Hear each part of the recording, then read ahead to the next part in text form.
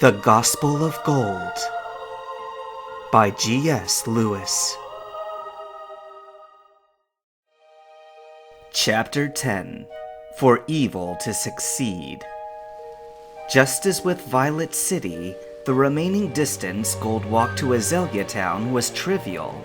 His first sign of civilization was an old-looking well at the edge of town, which a person was standing idly by.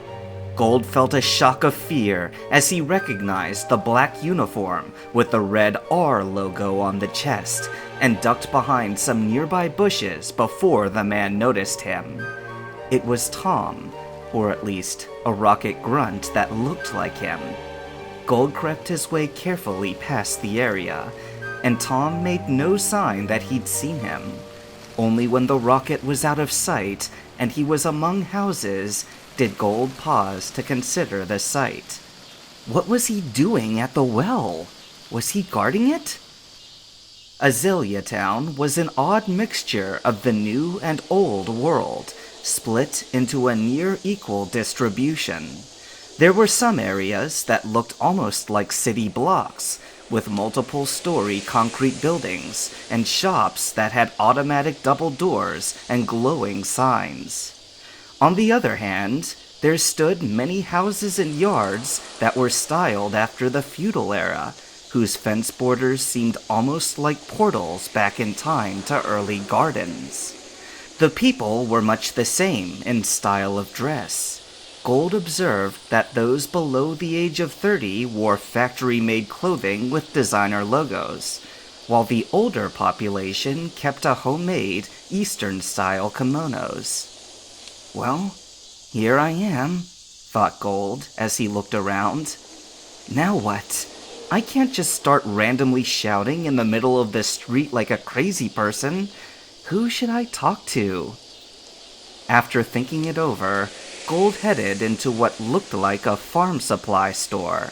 He had seen several civilians out gardening with the help of their bug-type Pokemon, and as he suspected, the place was bustling with people, mostly older-aged.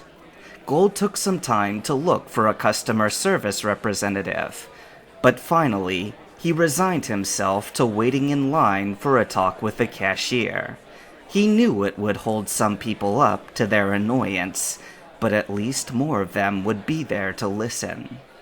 Once Gold reached the register, a spectacled man in his early 20s smiled expectantly at him. "Are you just buying that then?" he asked, indicating to Gold's left hand. Gold looked down with mild surprise. He'd forgotten that he had brought the large seed from the berry tree.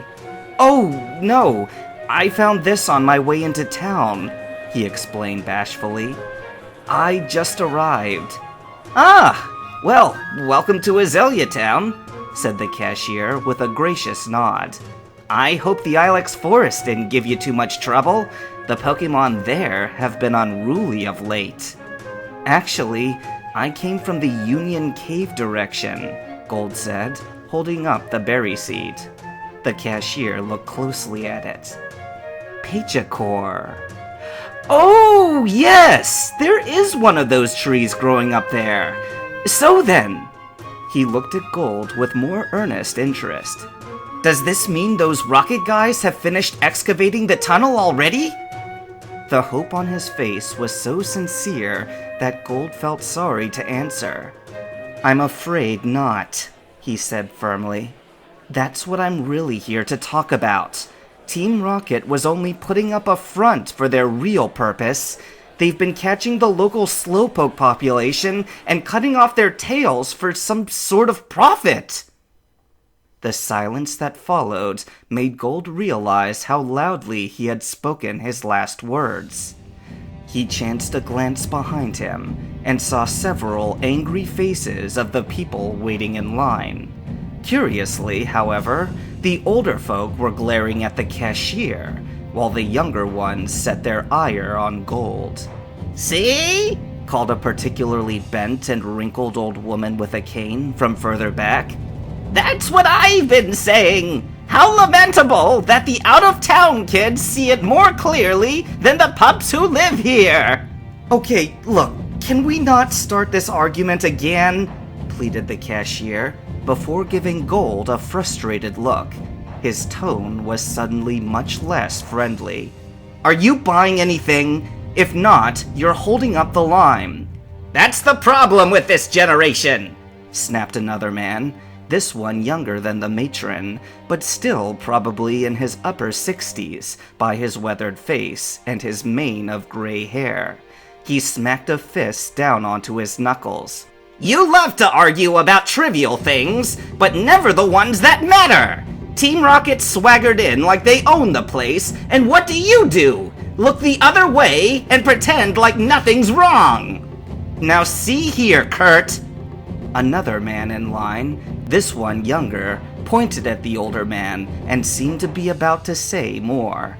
A young woman standing with him pulled his arm down and whispered something in his ear that Gold couldn't hear.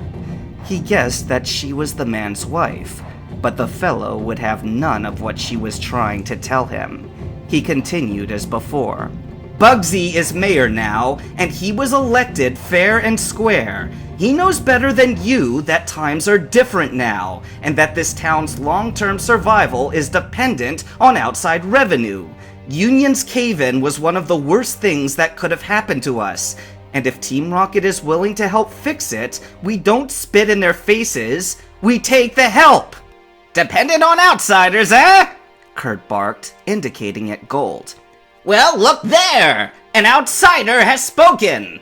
I haven't seen one scrap of that digging machine Proton keeps going on about, but I've certainly seen a lot of slowpoke with tails missing. What then? You don't want me to believe my lying eyes? Or that boy's lying lips? The other man gave a hideous, incredulous laugh. What matters more to you, Kurt? Azalea's continued prosperity, or a few slowpoke? In case you haven't kept up with the science, their tails grow back. I do know that, thank you, I own one, Kurt said testily. It's still devastating to their health. The other man flicked his wrist, as if waving his comment away.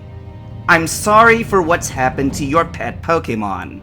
Nevertheless, you can't just unilaterally decide things now that the mayor's...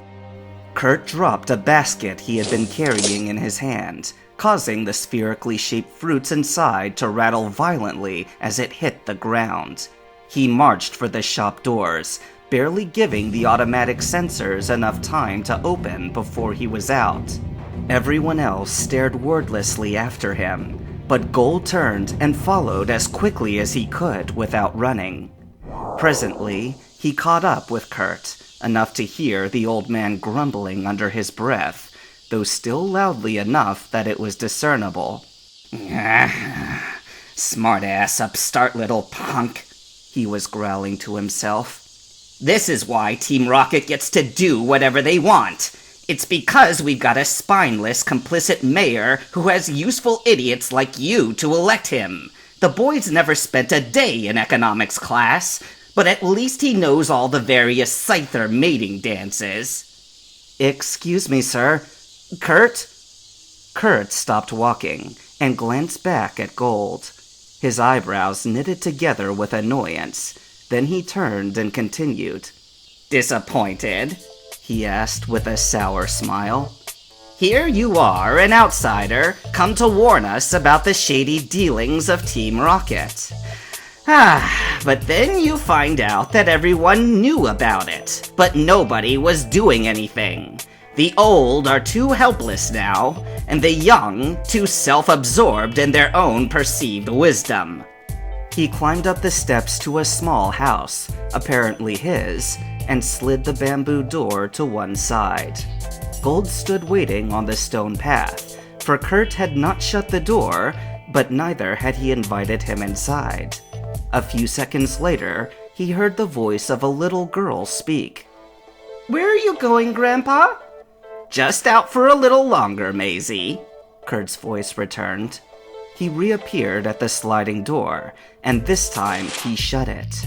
In his other hand was a hammer, long and thick, which Gold guessed to be a crafting tool. Kurt gave him a knowing look, twirling the hammer in his hand. "I use this as part of my work," he said stoutly. "And for all my years as a Pokeball craftsman, here at least is one old man who is not too helpless to do something." Gold looked dubiously at Kurt's hammer, then back into his grim eyes. "What are you going to do with that?" he asked, indicating to it with a finger. Kurt smiled a terrible smile.